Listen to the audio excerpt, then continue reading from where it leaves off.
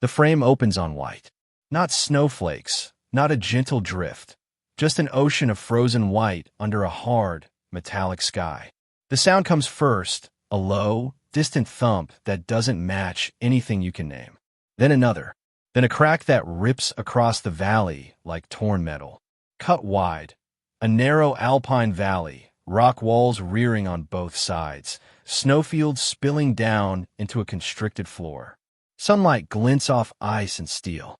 At the bottom of this frozen throat, a Navy SEAL element is pinned to the earth behind shattered boulders and an overturned armored vehicle. Rounds whip overhead, tearing skeins of snow into the air. Machine gun fire from both ridgelines chews the valley into jagged plumes of white. Every time someone moves, the rock in front of them spits chips and powder. Red 2, this is Viper 1, break. We're taking effective fire from both ridges. Requesting immediate air support. Danger close. Over. The lieutenant's voice, strained but controlled, cuts through the chaos over the platoon net. The reply is nothing but distortion, hissing static mashed together with a weird, pulsing undertone, like a heartbeat inside a broken speaker. The comms man hunches lower behind what's left of their cover, twisting dials, checking connections, sweat freezing on his face. "Net's dirty, sir," he grunts. "They're walking something on top of us. This isn't terrain masking. This is a jammer." The lieutenant chances a look over his boulder. From here, the geometry is obvious and lethal. They're trapped in the low ground. Enemy positions are dug into the high ridge lines and nestling under dark tree lines. Machine guns and rifles are arranged in perfect, overlapping arcs that cross right where the SEALs are trying to breathe. They didn't walk into a firefight. They walked into a designed kill zone. A mortar round lands short, slamming into the snow 10 meters away. The delay is a single, flat heartbeat. Then the world goes white and gray and unsteady. The blast sucks the air out of the lieutenant's lungs. When sound comes back, it comes back all at once. Men shouting, metal clanging, the endless saw of belt-fed guns. "Rounds are bracketing us," someone shouts over the net. They're walking them in. Another whistling arc, another impact, this time behind them. The pattern is undeniable. Someone on the heights is correcting fire, dialing it in with frightening precision. Each blast chews away more of the boulders they're using as cover. Time isn't measured in minutes now. It's measured in how much rock is left between them and the incoming shell fragments. A flash of movement. A teammate sprawled in the open, leg twisted beneath him, dark blood ruining the clean snow in a spreading halo. The corpseman doesn't hesitate. He slaps a fresh magazine into his carbine, mutters something under his breath, and starts crawling. Snow seeps under his gloves, down his collar. Each pull forward is a small eternity. Bullets carve furrows around him, tiny geysers of ice and powder erupting inches from his arms. "Stay down. Doc, stay down," someone screams, but he keeps moving, driven more by stubborn training than bravery. He can see his friend's hand reaching toward him, fingers shaking. That's when the first sniper round hits. It comes in from high and far. The sound is a flat, nasty crack, followed by a chip of stone exploding inches from the corpseman's face. He slams down, chest heaving, eyes wide. Another round punches into the snow right by his knee, precise, controlled. Whoever is shooting isn't spraying and praying. This is deliberate. The lieutenant's gut drops. A coordinated ambush with mortars and a jammer was bad enough. But a dedicated Overwatch sniper, pinning down the one guy who keeps people alive, that's the kind of thing that pushes a bad day into catastrophic. He scans the ridges, eyes searching for the telltale glint of glass, the dark bite of a muzzle. On paper, they should have friendly overwatch from adjacent peaks. In reality, every position they know about is blind to that particular angle. The enemy sniper is tucked somewhere no one thought was reachable in time. "Viper 1, this is Viper Actual," the lieutenant yells into the radio anyway, voice ragged. "Do you have eyes on that shooter? We're pinned. We need..." Static answers. Static and that eerie, pulsing tone, like someone hammering a nail through the frequency. Out in the open, the corpseman can't go forward, can't go back. Another shot cracks, stitching snow directly in front of his face. He can see the impact line. The shots are tightening, walking towards center mass. His world shrinks to the fog of his own breath. The roar of machine guns and mortars slides into the background. All that matters is in front of him. A distant ridgeline, somewhere up there a sliver of black steel and glass that has chosen him. He freezes, training wars with instinct. Every nerve is screaming run. Every bit of muscle memory whispers stay small. Stay still, wait for an opening. There is no opening. The lieutenant watches helplessly, throat tight. He knows the math. You send another man after the corpseman, you lose two. You stay put. You watch one bleed out under a stranger's crosshairs. He scans the valley again, searching for some miracle of rock or snow that will solve the unsolvable. Up on the ridge, the enemy muzzle flashes again, a tiny tongue of orange in the white. Time stretches. The camera goes into the medic's eyes. In that stretched-out second, you hear his breath, ragged, frosting the air in front of his face. The curl of vapor drifts upward, slow and oddly peaceful. The bright muzzle flash winks a final time. Then the valley goes strangely quiet. Not silent. Guns still chatter, mortars still thump, but the sound tunnels becomes distant, irrelevant. What cuts through it is one single, distinct rifle crack. It's wrong. It's wrong in tone and angle and timing. It doesn't match the enemy guns or the SEAL weapons. It pops from somewhere else entirely. Higher, further, a different kind of report with a sharper, flatter echo. The enemy sniper's helmet flicks violently, a spray of dark mist cutting the sunlight. His body jerks backward and vanishes down the slope, tumbling end over end until it disappears behind an outcrop. The next sniper's shot never comes. The medic blinks, body braced for impact that never arrives. Snowflakes, shaken loose by the distant hit, float around him like ash. He dares a glance up at the ridge where death lived seconds ago and sees only rock and ice. Who took that shot? Someone yells from behind the boulders. Not me. Their designated marksman shouts back immediately. Didn't have the angle, didn't even have eyes on. The lieutenant pops up just long enough to track the vector. The dead sniper's body lying skewed on the slope, the entry point on the helmet, the way he fell, all of it points to a shot that came from an angle that should have been impossible in their current scheme of fire. He feels his heartbeat hammering in his throat. Who took that shot? He roars, more to himself in the net now. No one answers. For a half second, the battlefield falls away. Hard cut, a close-up of a gloved hand easing off a trigger. The bolt stays locked, the barrel still. We see just enough of a rifle to know its precision, not spray. Snow has been brushed carefully over the position, shaped to mimic the drifted ridge.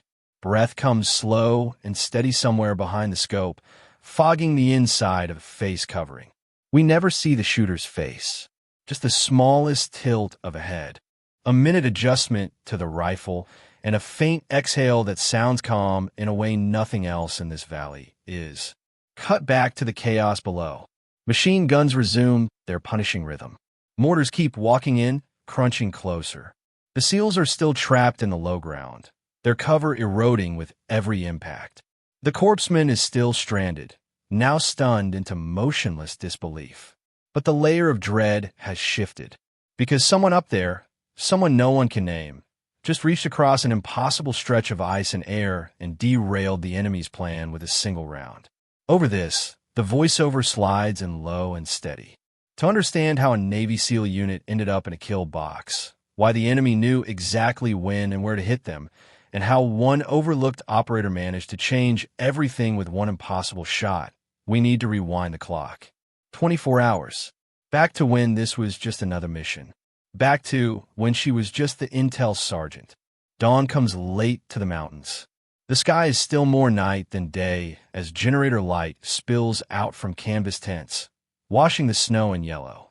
The air is the kind that bites straight through fleece and thermal, dry and vicious. Boots crunch on packed snow between rows of HESCO barriers and parked vehicles dusted in white. A line of armored vehicles idles on the edge of the forward outpost, diesel engines grumbling, exhaust plumes curling upward like small storm clouds. Beside them, a pair of snowmobiles sit half-buried in frost, their tracks already loaded with crates and gear. A SEAL platoon moves through that pre-mission ritual, checking optics, slapping magazines into pouches, adjusting straps, trading quiet jokes that run under the noise like a familiar song. The lieutenant moves along the line, nodding, checking faces. We meet them in passing. The platoon chief, weathered, steady, eyes scanning even in the relative safety of the wire. The corpsman, younger, quick with a smirk even as he carefully inventories his medical pack. The comms man, buried in cables and antennas, muttering at a tablet screen. And then there's the outsider. She moves at the edge of the group, not quite in the middle of any conversation, not quite outside them either. A long, plain rifle case rides on her shoulder, not flashy, no visible markings. Her name, tape, reads Reyes. The patch on her chest says she's attached as intel support, a staff sergeant from a different unit. Most of the platoon knows only that she arrived 2 days ago on a rotor bird out of the main hub, stepped off with a single duffel, and had already spent both nights in the ops tent, eyes on screens, barely talking. Morning, Sergeant Google. The corpsman calls as he passes her, trying to fold her into the banter. You gonna tell us where the bad guys are hiding before or after they start shooting? Reyes gives him a small, polite nod, glove tightening a bit on the handle of the case. Before she says calm, if anyone listens. He laughs, assumes it's a joke, and keeps moving. Inside the main ops tent, the air is almost warm. Breath fogs a little less. The whine of electronics and the tap of keyboard keys brings its own kind of hum, different from the wind outside. Satellite imagery glows on a projection screen over a folding table. The high valley where their drone went down is a smear of white and gray. Elevation lines stacked tight as fingerprints. The crash drone itself is a tiny black cross half-buried on the slope. The briefing is straightforward on the surface. The lieutenant runs it like a man who's done this a dozen times. He points with a gloved finger, tracing their planned route. Out of the outpost, through the lower valley, skirt the village, then up the narrow high valley to the crash site. Recover the drone's memory core, destroy any hull they can't carry, get out before the storm front rolls in. Anchor specifics roll across the table. 6-hour daylight window. Limited overhead support. Airspace is hot, and fixed wing is tied up elsewhere. One armed Overwatch bird on call, but it's fuel tight. Rules of engagement emphasize avoiding collateral damage near the village at the valley mouth. Bottom line, the lieutenant says, we step off in 90. In and out before the clouds drop. No drama. Reyes stands slightly back from the table, eyes not on him, but on the image. She's not looking at the drone. She's looking at the snow. On screen, the white isn't uniform. There are faint smears, tiny shadows in the drifts. She reaches forward, taps a gloved finger on one faint, serpentine line. These are tracks, she says. Not from the crash. Different pattern, different compression. And here, she gestures to a smudge near a rock outcrop. Snow disturbed against prevailing wind direction. Could be old. Could also be a buried position. The platoon chief leans forward, squinting. Could also be artifact from the imaging pass, he counters. You know how these birds are. Ghosts all over the place. That drone's been sitting there long enough to collect curious locals and snowdrifts. We don't cancel missions over maybe footprints, Sergeant. Reyes doesn't flinch. I'm not saying cancel, she replies evenly. But we should assume they've had time to look at it too. And if someone with half a brain wants to hit us, this valley, she taps the narrowed throat of the route, is where they'll do it. We're talking enfilade fire, ridgeline mortars, maybe pre-sighted explosives. We should take the parallel high ridge on ingress, at least for Overwatch. The lieutenant glances between them. Time is a weight on his shoulders. Every extra kilometer burns fuel, adds fatigue, eats into their daylight margin. We've wargamed this, Sergeant, he says. Fuel's tight. That ridge adds an hour and some broken ankles if it goes wrong. We'll keep your concerns in mind, but we stick to the plan. Worst case, we adjust on the ground. On the screen, the small anomalies stay where they are. Lines in snow, smudges against rock, unblinking. A logistics officer in the back, half listening, flips through a tablet and says, "If Intel says it's hot, maybe we should bring an extra bird." "What do you think, Staff Sergeant?" He says their rank like it's nothing. Like her entire biography begins and ends with those two words. Reyes doesn't correct him. She just nods, eyes going back to the satellite images. A flash, a personnel file overlay glimpsed briefly in the corner of the frame. Lines of text blacked out. Citations with the details redacted. Deployments listed as undisclosed location. At the bottom, a notation. Marksman QUEL, expert. The cursor scrolls past it before anyone in the room can really stare. The briefing rolls on. They talk about the drone's memory core and what it contains. Full motion video feeds, signals intercepts, mission logs. Losing it intact would mean handing their playbook to whoever recovered it. That, more than the hardware itself, is why they're loading vehicles on a frigid morning instead of letting the wreckage sit under snow. A comms officer steps in, rubbing his hands against the cold. "Just a heads up," he says. "Partner force net's been spotty all night. Could be the weather, could be infrastructure. Haven't heard a peep from the village relay station in 12 hours. Probably nothing, but we'll keep trying to raise them." Reyes' gaze flicks up at that. Partner net's going quiet, faint anomalies in satellite images, a target-rich valley that practically begs to be exploited. It's a pattern she recognizes, one she's seen go bad in other mountains, in other winters. No one explicitly asks what she thinks. On the snowline outside the wire, they form up. The sun has finally hauled itself above the peaks, turning the ice into blinding mirrors. The air is all glare and breath fog. The unit moves out. Vehicles lead the way, heavy tires crunching through crusted snow. A wedge of SEALs walks staggered alongside, rifles ready, eyes on the horizon. The base shrinks behind them, canvas and wire and antennas folding back into the blank white. Reyes takes rear security. From back there, she could see the whole shape of the column, the spacing, the silhouettes of men she barely knows and is responsible for anyway. She counts them without thinking. She measures the distance to the ridgelines, where sunlight draws sharp edges on rock and ice. As they skirt the edge of the village, there's something off. No distant generator hum. No sporadic engine noises.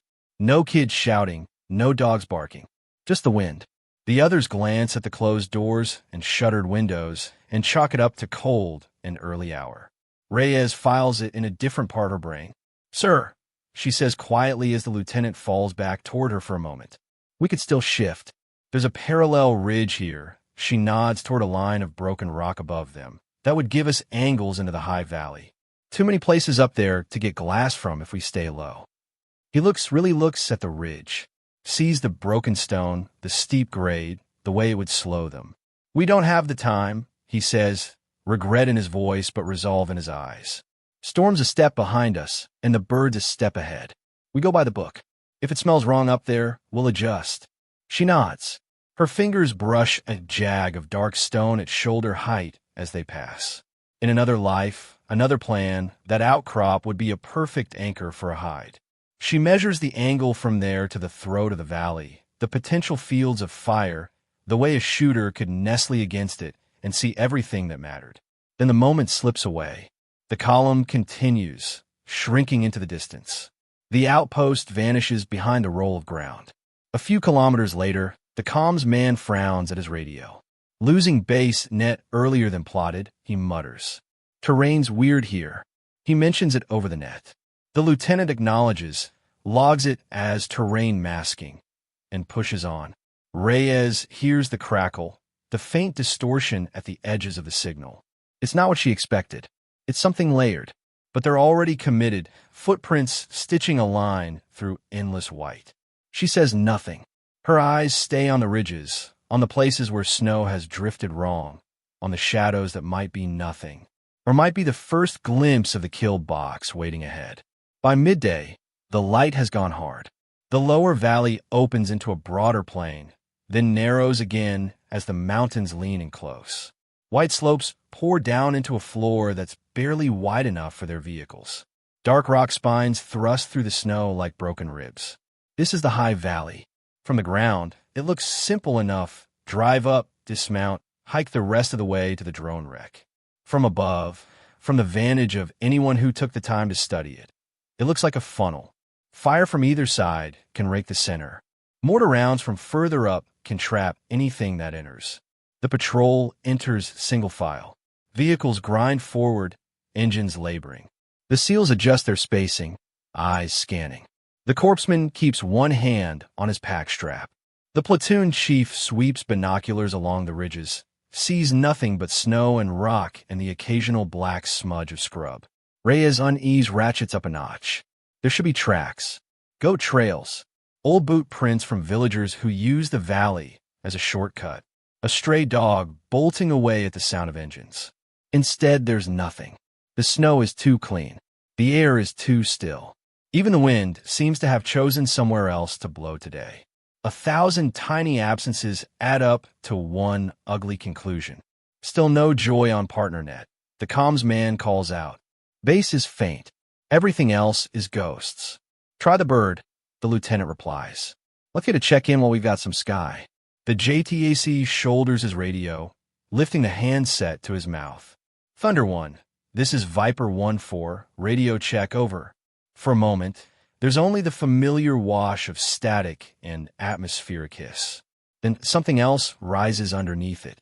A faint, steady pulse. Thump, thump, thump, thump. An artificial heartbeat laid over the net. The reply, when it comes, is shredded, broken syllables and chopped fragments, like a voice heard through a blender. Per 1-4, INGU, downlink up. The JTAC frowns, adjusts antenna, switches to an alternate frequency. Thunder 1, this is Viper 1-4 on Alpha 2. Radio check over. The same pulsing tone, the same scrambled fragments, the same sense that something is leaning its thumb on the scale. That's not atmospherics, Reyes says quietly. That's a jammer. The JTAC nods, grim. Sir, I'm getting stomped on every band we planned. Somebody's playing games. Before the lieutenant can order a halt, they crest a shallow rise.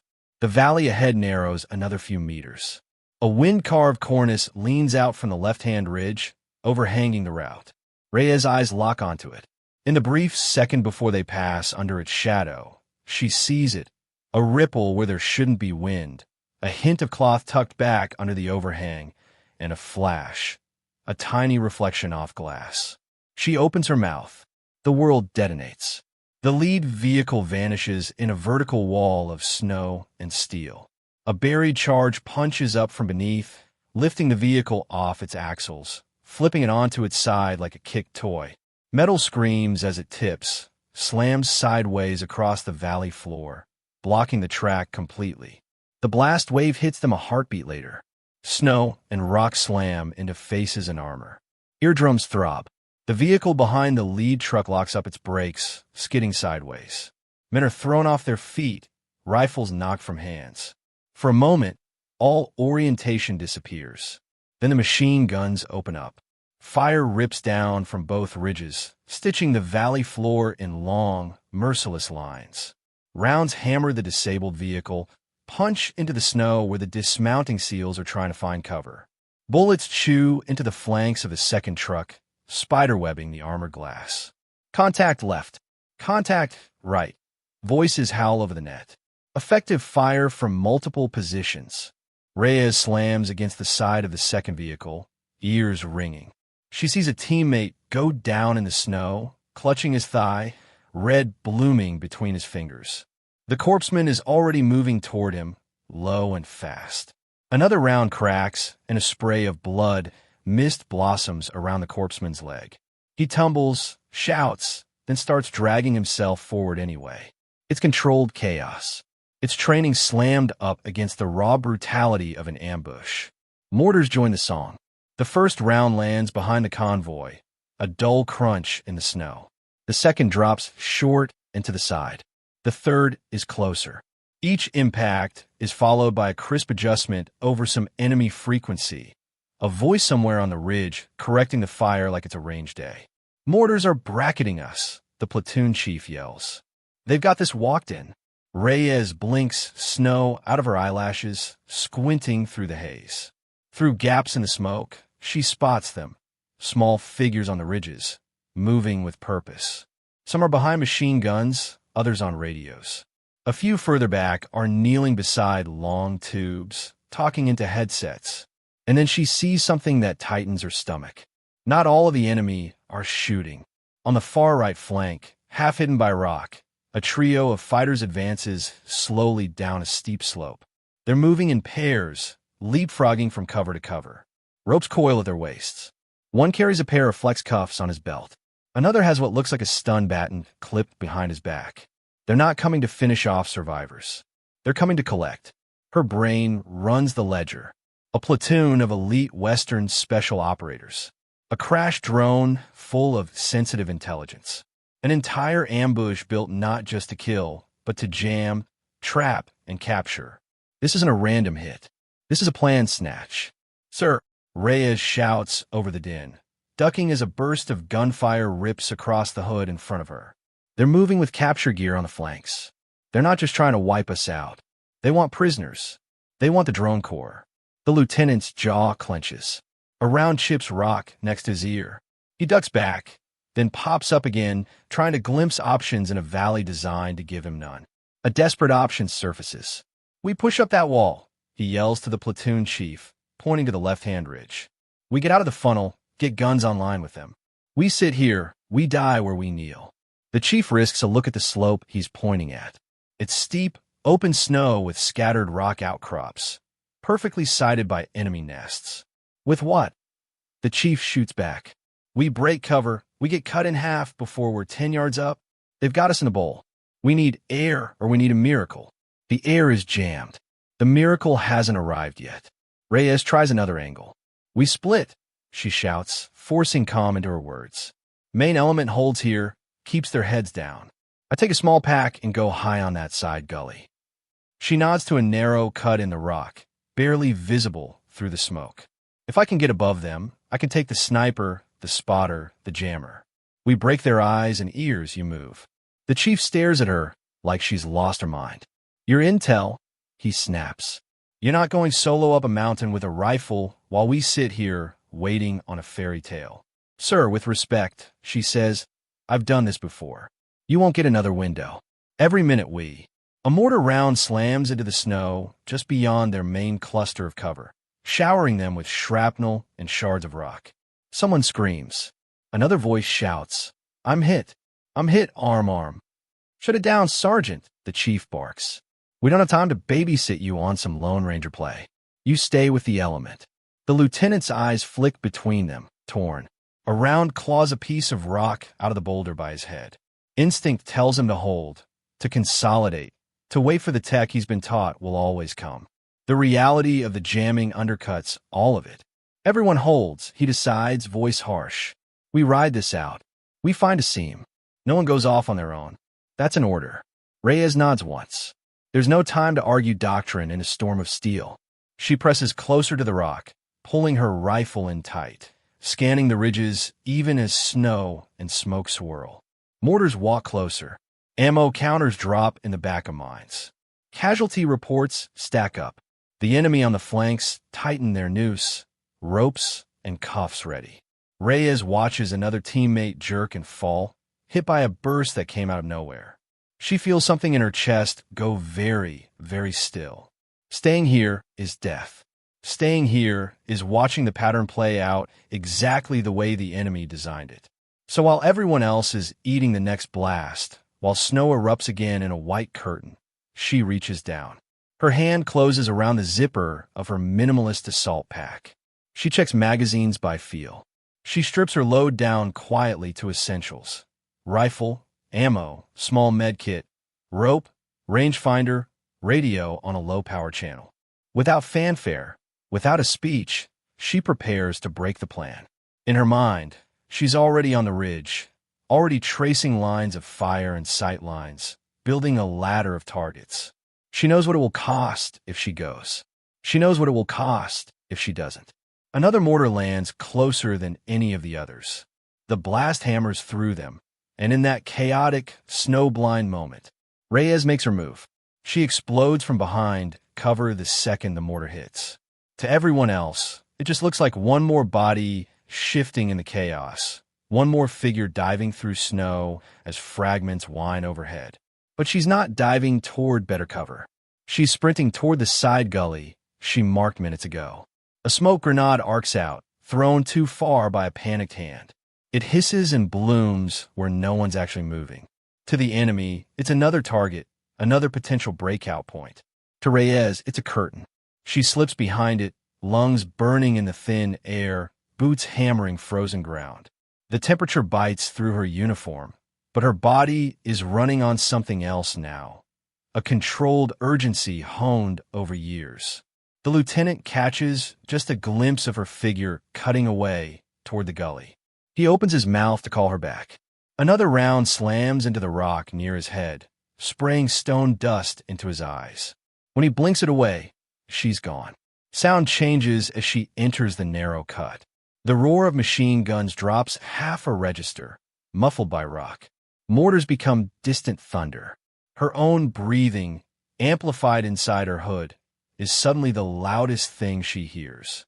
She slows just enough to shed anything that will slow her down. Extra kit gets shoved behind an outcrop. Non-essential gear she doesn't have the luxury to carry. What stays? The rifle case, snapped open and the weapon assembled with fast, practice motions, from magazines tucked into chest pouches, a compact rangefinder, a short coil of rope clipped to her belt, a small radio set to a low-power emergency frequency, limited ammunition, limited tools.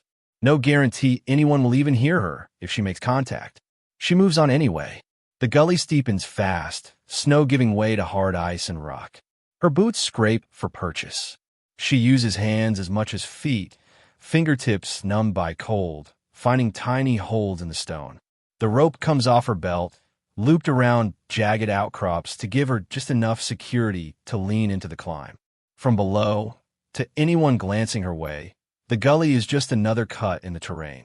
To her, it's a ladder, each rung a decision to keep going. A memory flickers at the edge of consciousness. Different mountains, different winter, different target. A shot taken from an ice shelf no one thought reachable. A report written up later with most of the details scrubbed out. Her career is full of those blurred lines. Halfway up, the weather turns. A fast-moving snow squall rolls in like someone closed the door on the sky. Visibility collapses. What was hard blue glare becomes a suffocating swirl of white. Wind knifes through the gully, pushing at her, trying to peel her off the rock. Her hood flaps against her face. She squints, lashes crusting with ice. The ridgelines above vanish into the murk. The enemy positions can't see her now, but she can't see them either. The next handhold fails. Her boot slips on a patch of buried ice. For one horrible instant, she's weightless, tilting backward with a rifle slamming against the rock at her side. She catches herself with a jolt that sends pain knifing up her arm. The rifle doesn't fare as well. It hits the stone hard. When she hauls it up to check, her stomach tightens. The main optic is cracked. Spiderwebs of fractured glass radiate out from an impact point dead center. When she peers through it, the world beyond is warped, broken into a shimmering puzzle that won't line up. For a second, the valley below seems to rise up in her memory. The medic in the snow. The men pinned under collapsing cover. Mortars walking in. There's no time to curse. She breathes, once sharply. Then she strips the damaged optic off, fingers working quickly despite the cold. Her rifle isn't naked without it. There's a low-power backup sight, smaller, less forgiving, more at home at mid-range than on the kind of extreme angle she's contemplating. She flips it up, locks it into place. Adjusts. Checks zeros as best she can without a clear reference. In her head, she starts recalculating. Different magnification, different field of view, different holdovers for the same distances she'd planned in the tent. The mountains don't care. The wind certainly doesn't. She climbs. The gully empties out onto a narrow ridge, a knife edge of snow and rock with drops on both sides that vanish in a swirling white. Up here, the sound of the battle below becomes a steady, rolling thunder, like a storm trapped between stone walls. She goes to her belly as soon as she hits the top. Flat against the ridge, she becomes another drift. She uses elbows and knees to crawl, keeping her profile low. Snow crystals grind into her sleeves and into the fabric of her gloves. Her fingertips go from numb to something past numb. Microterrain becomes everything. Small bumps in the ridge, minor undulations in the snowpack, protruding stones. Each one can hide a fraction of her shape from anyone scanning from the opposing slopes. She threads her way between them, always thinking about where eyes will go first. She can't assume invisibility. She can only make herself harder to see. The radio at her shoulder is a silent weight. She turns it on briefly, whispering into the mic. Viper Actual, this is Cold Glass, she murmurs, using a call sign that doesn't match the patch on her chest. High side, moving to Overwatch. If you can hear this, mark my traffic and hold. I'll try to break their eyes. Static, not the pulsing, smothering jam that filled the main net. This is different, faint, intermittent, like the edges of blue sky in a storm. Maybe her low-power burst is slipping around the jammer's cone. Maybe it's going nowhere. She doesn't have the luxury to try again. She kills the radio, not wanting any stray emissions to give away her position, and crawls the last few meters to the spot she'd imagined back at the outpost when her fingers brushed that rock. It's exactly where she thought it would be. A shallow depression in the ridge, carved by wind, just deep enough for her body. A rock outcrop at chest height, its top fringed with a cornice of overhanging snow. From here, through a narrow slit between snow and stone, she can see into the enemy nests that are raining death on her team. She eases her rifle forward until the barrel just peeks through the gap. She doesn't let the muzzle touch the snow. That would send a telltale puff into the air with every shot. She digs a small trench for the stock, building herself an improvised rest. Through the backup sight, the world snaps into a tighter frame. She sees the valley floor, blurred by distance and drifting snow. Tiny figures behind boulders and an overturned truck, her people. White puffs of impact walking closer to them. Black specks on the ridgelines, enemy positions. She moves the sight slowly, methodically. There, the enemy sniper nest they glimpsed in the opening. The shooter is tucked behind a rock, rifle angled down, glass scanning. He has no idea anyone is above him, outside his mental map of threats. Further back, a knot of bodies around a humming metal box half buried in the snow. An antenna juts up from it at an angle. Wires snake away into the drifts. A man with a headset gestures, adjusts knobs. The jammer, to one side. The mortar spotter, binoculars fixed on a valley floor, speaking calmly into his radio as crews below drop rounds into tubes, waiting for his corrections. Off to the right, an RPG team taking turns shouldering a launcher, lining up shots at the crippled lead vehicle. Each rocket that hits sends shrapnel and flame, washing over any hope of using it as cover. Behind them all, moving with a sense of ownership, is a figure in darker clothing. No obvious rank insignia, but the way heads turn toward him whenever he gestures tells her everything she needs to know. Commander. She checks her magazines, really checks them. For mags. Not full. She'd fired earlier, testing angles covering movement. Each round is no longer just a bullet. It's a decision. It's a life, maybe several lives, depending on where she sends it. She feels her heart trying to pound its way out her chest. Reyes closes her eyes. In her mind, she builds the ladder. First rung, the enemy sniper. Take his eyes off her medic. Remove the most precise, most psychologically damaging threat. Second, the radio operator at the jammer. Kill the brain of the interference. Give her sight a chance to talk to the air above them. Third, the RPG team and the heaviest weapons chewing up their cover, the nest that pinned them in place. Fourth, the mortar spotter.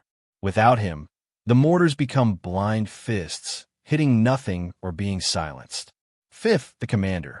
When he falls, so does the cohesion that keeps all these moving parts aimed at her people. The order may flex with opportunity, but that's the spine of it. She opens her eyes again. The wind has a new edge to it, colder, sharper. Or maybe that's just her awareness tightening. Reyes settles the stock into her shoulder, lets the sight picture float over the enemy sniper's profile. She breathes in slowly, holds, lets half of it go. Her finger slides onto the trigger, taking up slack. Below, in the valley, a mortar round detonates. She times her heartbeat to the echo. Then she waits for the next one. Because if she does this right, no one will hear her until it's far too late. The next mortar round whistles in a drawn-out, descending scream that ends in a heavy, punishing thump. Snow leaps from the valley floor. The blast bounces off the rock walls and rolls back in on itself, a roar inside a roar. Reyes takes the shot inside that thunder. The rifle bucks once against her shoulder, a controlled recoil absorbed by bone and muscle that have done this 1,000 times. Through the glass, she sees the enemy sniper's head snap sideways in a way no human being's head should. The helmet jerks, splits, and the figure topples backward, rifle spinning out his hands, body tumbling down the slope. Down below, the medic flinches, bracing for the round that never arrives. Instead, he feels the air move as the shot passes over him, a tiny, sharp difference in the storm of metal around him. He doesn't know it yet, but that sound is the line between his life and a name on a wall. Reyes doesn't watch the body fall. Her rifle is already moving, sliding along the ridge to the antenna cluster around the jammer. The man in the headset is mid-gesture, hand hovering over a control dial, mouth forming words into the mic. She rides the sight onto the center of his chest. This time, there's no mortar to mask the shot. She waits, counts under her breath, listens to the distant cadence of the guns below. When a heavy machine gun on the opposite ridge hammers out a long burst, she times her squeeze to the middle of it. The second round drops him where he stands. He folds like a puppet with its strings cut, collapsing into the snow. The crew around him shouts, scrambling back. One dives toward the panel of controls, hands fumbling. The jammer hiccups. Down in the valley, the JTAC's radio spits and hisses. For a second, it's just noise, then a fragment of clarity punches through. Per 1-4, this is Thunder 1 read 2 by say off 4. The JTAC's head snaps up. Say again, Thunder 1, he yells, hope cutting through the despair. You're in the mud, but I read you. The pulse reasserts itself. The jammer crew slapping at controls, even as their operator bleeds into the snow. But the damage is done. The system isn't as smooth as it was moments ago. Tiny gaps open in the interference, like hairline cracks in a dam. On the ridge, Reyes doesn't have time to savor that either. Her third priority is already in motion. The RPG team has reloaded. One fighter braces the tube on his shoulder, sighting down toward the crippled lead vehicle.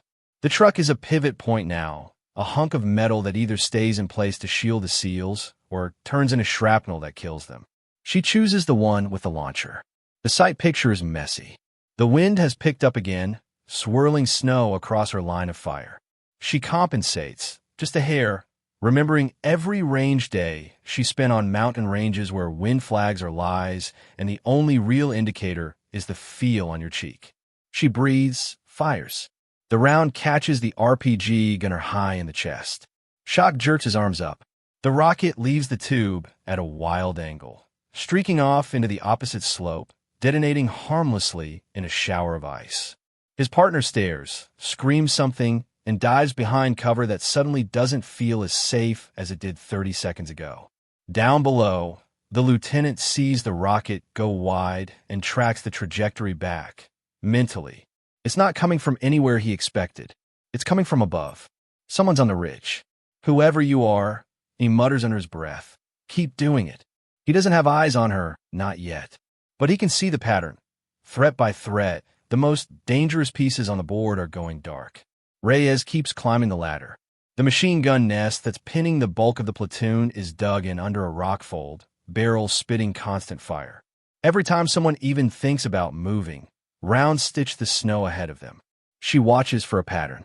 Even good gunners fall into rhythms. She sees when he leans back to swap belts, when he shifts to clear a jam, when he lifts his head a little higher to shout down the line. She waits for that moment. When it comes, she threads her bullet into the space where his face appears. The gun jerks, then falls silent, barrel smoking in the cold air. A second figure lunges toward it, then thinks better of it when another round kicks up snow at his feet. Down in the bowl, the platoon chief swears. Somebody's chopping their guns, he yells, half in disbelief, half in elation. Use it.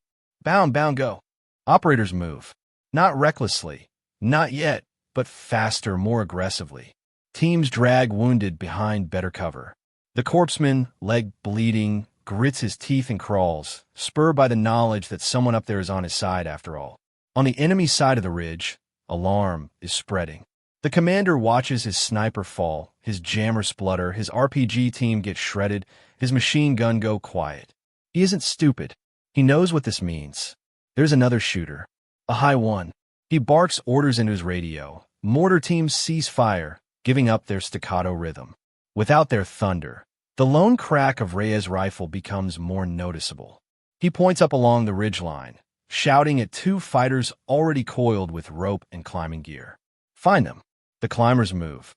They start up a different gully, steeper, more direct, angling toward where he thinks the shots are coming from. They move fast, kicking crampons into ice, axes biting stone, breath pluming. Reyes hears them before she sees them. Not clearly. The wind is too loud, the battle below too consuming, but there are moments between gusts when a faint scrape reaches her. Metal on rock.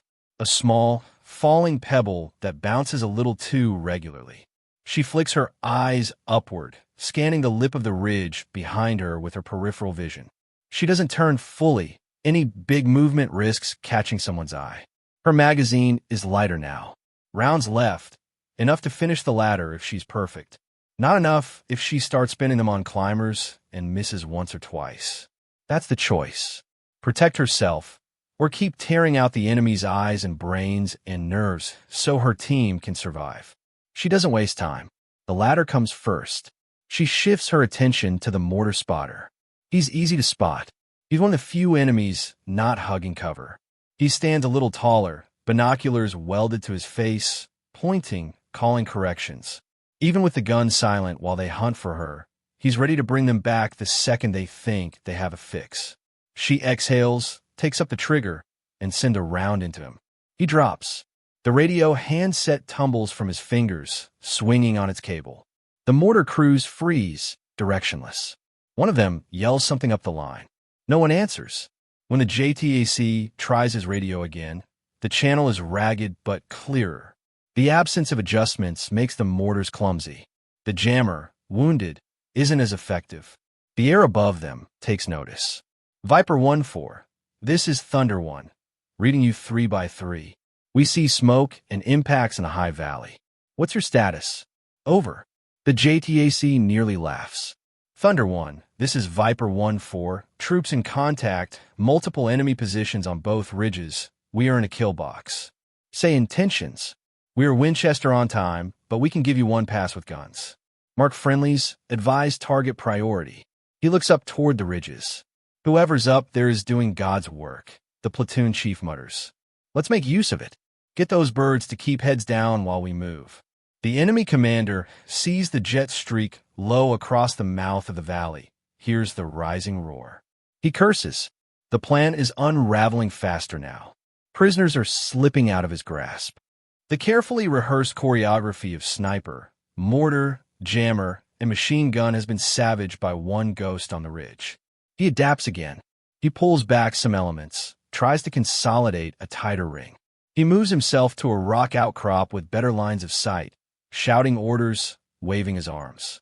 His goal hasn't changed. He still wants bodies and hardware. Now he's just more desperate about it. Reyes tracks him with the sight, memorizing his body language. He's a rung, but he's not the next one. Not yet. She feels, rather than hears, the climbers closing the last stretch behind her. Small avalanches of powder slide past as their boots kick steps into the face. A muttered curse in a language she only half understands.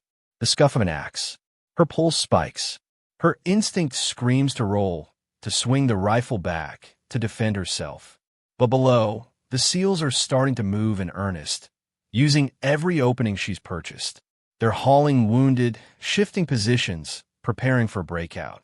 They're exposed.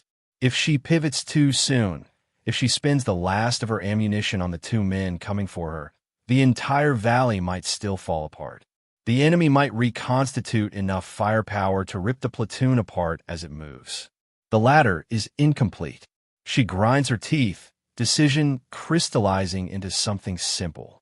The team matters more than her. She rides the sight back down to the commander's position, notes the cluster of fighters around him, the way they keep looking to him for direction. He's the spine now. Take him, and the remaining parts will thrash instead of strike. Before him, though, one more practical wrong. Any heavy weapon that can still sweep the path the platoon will need to use to escape.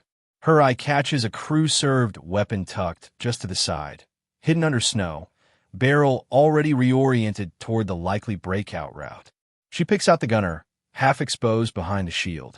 She fires, the rifle cracking in the thin air. The gunner slumps. The assistant hesitates too long and eats the follow-up round. The climbers have reached the lip now. One's gloved hand curls over the edge of the ridge a few meters behind her. He's careful, staying low, trying to peer over without skylining himself. A rope hangs from his harness, tight with the weight of his partner below. Reyes can feel his presence like a pressure on the back of her neck. She shifts the rifle at last. Not fully, not enough to give away her hide, just enough to bring the edge of the backup sight to bear on that hand and that rope. There's no time for perfect, no thunder to hide in, just wind and a heartbeat. She squeezes. The round clips rock, then slices through braided fiber. The rope parts. There's a strangled shout as the man below plunges, sliding down the face, crampons failing to bite. The climber on the lip flails, trying to grab the line, exposed for a fraction of a second. She doesn't take the follow-up shot. She can't afford it. Instead, she uses the chaos.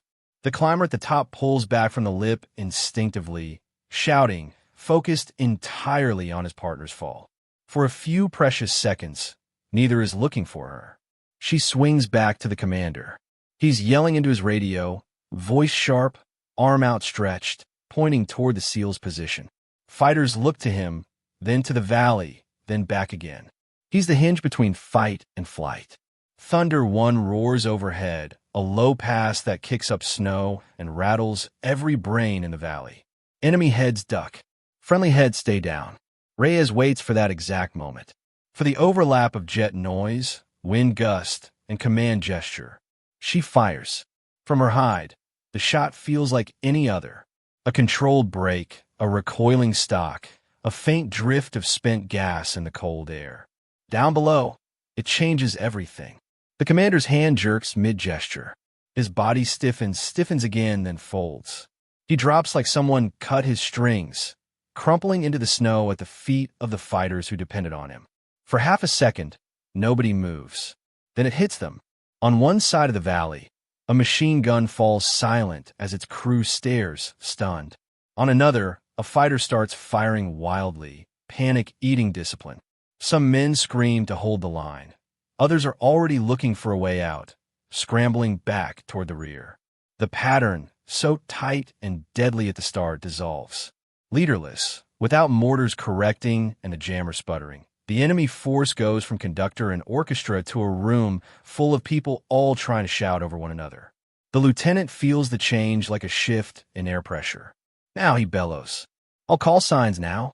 We're moving to that saddle. He points to a lower notch in the valley wall where rock has crumbled into a steep but climbable path. Bound, drag, whatever you have to do. We do not get a second chance. Teams haul casualties. Men who can walk help those who can't. The corpsman, leg bandaged tight, leans heavily on a teammate as he limps. The JTAC keeps talking to Thunder One, coordinating another pass designed not to kill enemies, but to force them to put their faces in the snow while the SEALs move. Reyes can barely see them now through the swirl of snow and smoke and exhaust, but she can feel the platoon's motion in the way enemy fire shifts, becomes more sporadic, less coordinated. Her magazine is almost empty. She feeds her last full one, feels its weight, knows in her bones that this is the end of what she can control.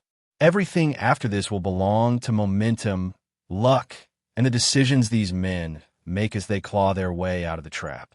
Above her, the remaining climber recovers from his shock. He flattens himself against the rock, then starts edging along the ridge, eyes sweeping for any sign of the ghost who just toppled his commander. He moves cautiously, aware that whoever's up here can reach out and kill from angles he doesn't even fully understand. Reyes doesn't wait to meet him. She eases backward, inch by inch, using the natural depression to slide away. She doesn't stand. She doesn't sprint. She just crawls, following the spine of the ridge toward a spot where it rolls over and drops into another gully. Every few seconds, she pauses, listens. The climber's footsteps in the snow, his breathing, his muttered curses. They're getting closer, but not fast enough. She has one round left. As she reaches the ridge roll-off, she risks a glance back. The climber is silhouetted now against the swirling sky, just for a heartbeat. He's crouched, not fully exposed, but more visible than he's been at any point. His rope is coiled at his hip, one gloved hand clutching an ice axe.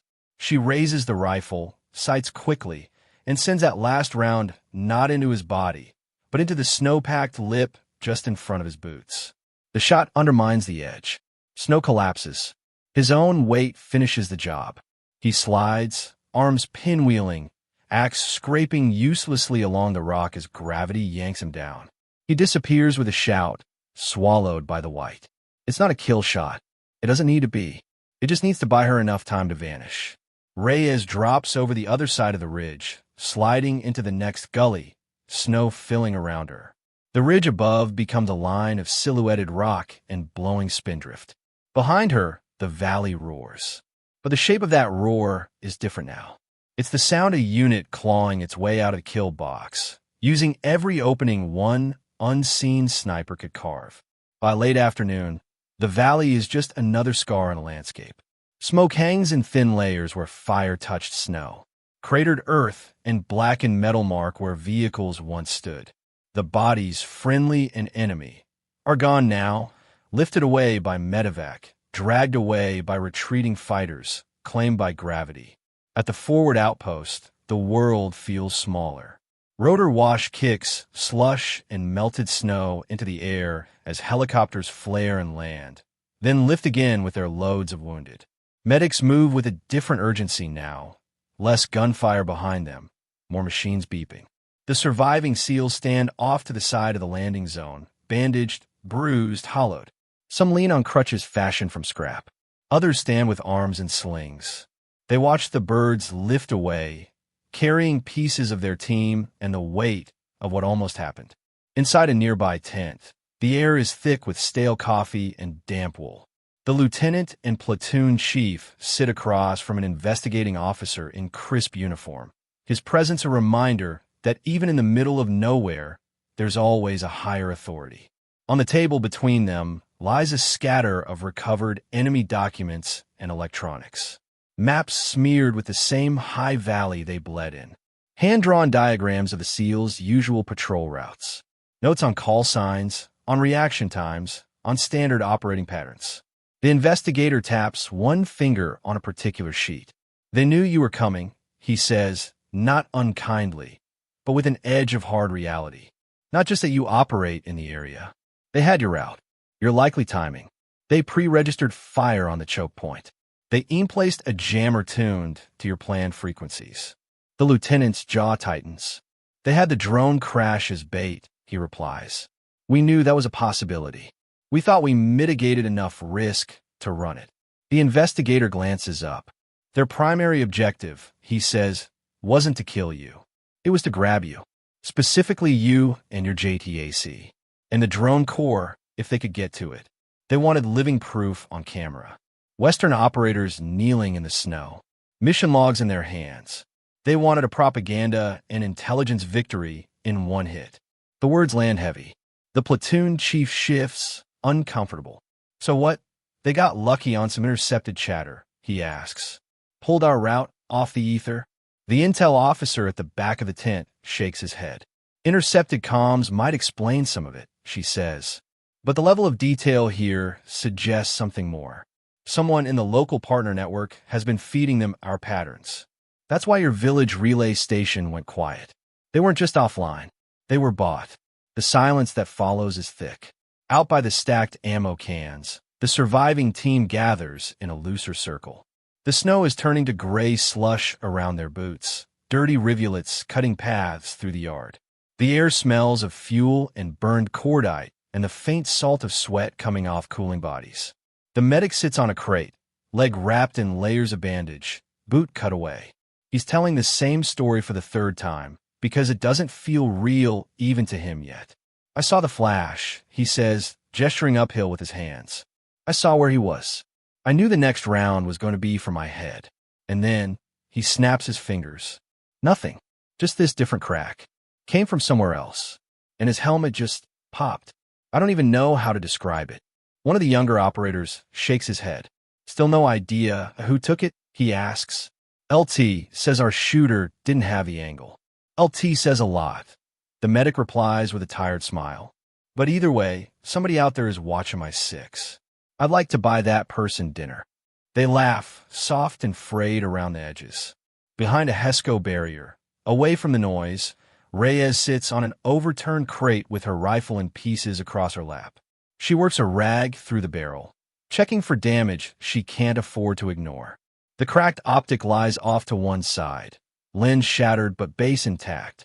She studies it for a moment, thumb running over the spiderweb pattern, then sets it aside and continues with the parts that can still serve her. Footsteps crunch through the slush. The lieutenant rounds the barrier, stopping when he sees her.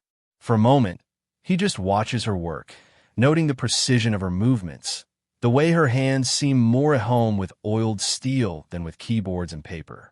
So, he says finally, voice low enough not to carry. Who took that shot? She doesn't look up immediately. She reassembles the bolt carrier, seats it with a practiced push, tests the action. Only when she's sure it's right does she glance up. Which one? She asks. He huffs a short, humorless laugh.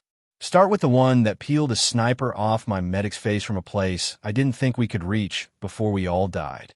She considers him for a beat, studying the dried blood on his sleeve, the exhaustion in his eyes, the way he's trying to keep this light while the reality of how close they came still gnaws at him. Then she reaches into an inside pocket of her jacket. The ID case she pulls out is plain, dark, edges scuffed.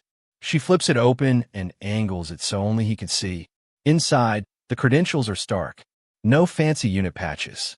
Just an emblem from a command chain that doesn't usually advertise, and a rank that does not match the staff sergeant he was told he was getting. Major. His eyebrows climb before he can stop them. He looks from the ID to her face and back again. So all this time, he says slowly, I've been giving orders to someone who outranks me. On paper, no, she replies mildly. On paper, I'm attached in a support capacity, and you had tactical control of the patrol. That's how the tasking is written. That's what your brief said. And in a perfect world, that would have been enough. He absorbs that. And off paper, he asks. She closes the case, slides it away. Off paper, I'm here as the ground authority for anything touching that drone, she says.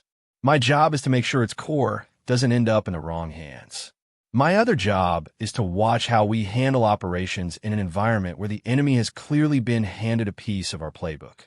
He leans back against the barrier, exhaling. So you were evaluating us, he says, while also saving our lives. She shrugs just a little. I was evaluating risk, she corrects. You made sound decisions based on the information you had. You followed the plan. And when the plan met reality and started to fail, you held your people together long enough for someone else to change the terms of the fight. He hears the unsaid part. Someone else who was standing in his tent 24 hours ago, pointing at anomalies on a satellite image that no one wanted to give weight to. Someone else whose file is mostly black ink, where the interesting parts should be. He rubs a hand over his face. I should have listened, he admits. You listened as much as the mission let you, she says. If I'd overridden you, made rank an issue, we'd have wasted time and trust on a fight that wasn't with the enemy. I made my call when it counted. He studies her for a long moment. You left the perimeter without authorization, he says finally. Yes, she replies. You climbed a ridge that should have killed you if you slipped. Yes. You engaged multiple positions solo, under fire, with compromised equipment, and no guarantee that anyone would pick up your comms if you managed to break the jammer. Yes. He shakes his head. I should probably write you up, he says. Chain of command, risk management, all the tidiness they teach us in the nice buildings. There's no sarcasm in her answer. You can, she says, and they'll file it where they file the rest of my paperwork, between the black bars. For the first time since he walked in, he smiles a tired, genuine curve of mouth. If I do that, he says, I have to also write that if you hadn't gone, we'd be dead or in a video right now. And I'm not sure the nice buildings are ready for that kind of honesty. She sets the rifle aside, wipes her hands on her pants, and stands. The only thing that matters, she says, is that everyone who could get out got out. The drone corps is back where it belongs. The enemy learned we're not quite as predictable as they thought. The rest is just ink. He hesitates, then asks the question that's been gnawing. Why keep the rank quiet, he says. Why let them call you sergeant if you've got oak leaves under your jacket? She looks past him toward the landing zone where another bird is lifting into the dimming sky. Because people act differently when they see what's on your chest, she says softly. They stop talking the way they normally talk. They second-guess the things they'd otherwise just do. I needed you to treat me like background noise until I had something useful to add. Background noise, he repeats, thinking of the single cracks of her rifle buried inside the storm of the ambush. You're a lousy piece of noise, Major. She gives him a small half-smile. Don't get used to it, she says. He watches her pick up the cracked optic, slip it into a side pocket like a keepsake, then sling the rifle with a familiarity that makes more sense now that he knows who she really is. As she starts to walk away, he calls after her. Doc still doesn't know who saved him, he says. He's trying to figure out how to say thank you to a ghost. She pauses, looks back over her shoulder. Then tell him this, she says. He was saved by someone whose rank isn't stitched on her chest, and who'd rather it stay that way. Later, as the light bleeds out of the sky, the lieutenant finds the corpsman again. They stand together at the edge of the outpost, watching a single figure walk along the perimeter line. The snowfield stretches beyond, turning blue in the failing light. Mountains loom like shadows at the end of the world. That her? The corpsman asks, nodding toward the silhouette. Maybe, the lieutenant says. Maybe not. Does it matter? The corpsman thinks about the muzzle flash on the ridge, the crack that didn't sound like the others, the way his world went from 2 seconds left to live to a future again. Not really, he admits. I just like knowing someone out there is that good. The lieutenant nods, eyes on the distant figure. Sometimes, he says quietly, half to himself, the most decisive force on a battlefield is the person you barely notice, until they pull the trigger that changes everything. The camera tracks Reyes as she walks alone along the edge of the snowfield. Her footsteps leave a clean line in the fresh dusting of snow. Her shoulders are squared but not rigid. She carries no visible insignia beyond the ordinary patches everyone else wears. The mountains rise around her, silent witnesses. Over the final shot, the voiceover returns, calm and certain.